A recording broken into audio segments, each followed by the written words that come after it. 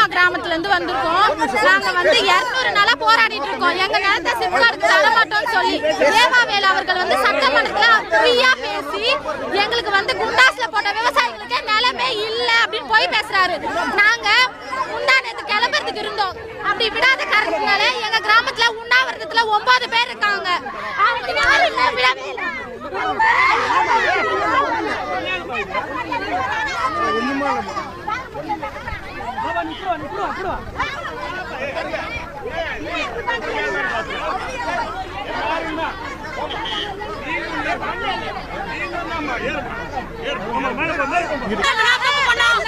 மேல